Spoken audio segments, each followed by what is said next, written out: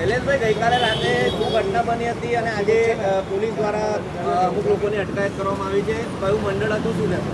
વડોદરા શહેરમાં રાત્રે 3 વાગે ખૂબ ભયંકર ઘટના બની છે કે ગણપતિ બાપ્પાનું આગમન થતું હોય અને વોર્ડ નંબર 17માં નિર્મલ પાર્ક યુવક મંડળ એ મારા વિસ્તારનું વર્ષો જૂનું મંડળ છે અને ગણપતિ બાપ્પાની સ્થાપના કરતું રહેતું છે. આ એક કૃત્ય જે ગણપતિ દાદા લાવતા હતા અને એની પર જે ઈંડા ફેંકવાનું ધ્યાને આવ્યું છે.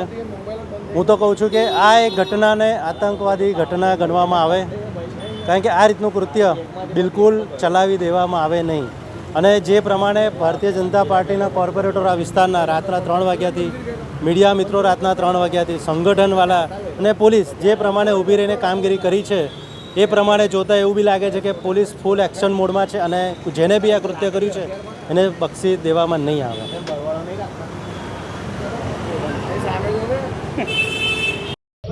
આજે સિટી પોલીસ સ્ટેશન પાસે રાત્રે લગભગ 3 વાગ્યાની આસપાસ મકરપુરાનું એક મંડળ છે, નિર્મલ પાર્ક સોસાયટીનું, જે રાત્રે કાલે એમની આગમન યાત્રા છે, જે પાણીગેટ રોડ પરથી ગણેશજીનું આગમન ગણપતિ દાદાની મૂર્તિ લઈને જઈ રહ્યા હતા.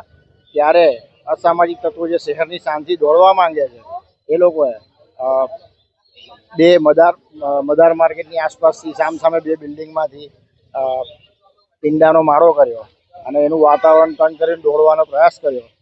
તાત્કાલિક police staff, joint CP લીનાબેન Patil સાહેબ, એસીપી, ડીસીપી, પીઆઈ, દરેક પોલીસ સ્ટેશનના પીઆઈ સૌ અહીંયા હાજર થયા, મંડળો હાજર થયા.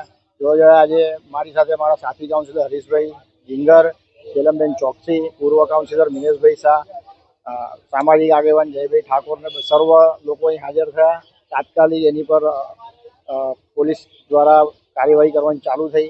લગભગ 2 કે 3 જણને પકડવામાં પણ આવ્યા છે અને સખતમાં સખત કાર્યવાહી કરવામાં આવશે એવી મંડળોને બાહેધરી જેસીપી સાહેબે આપી છે.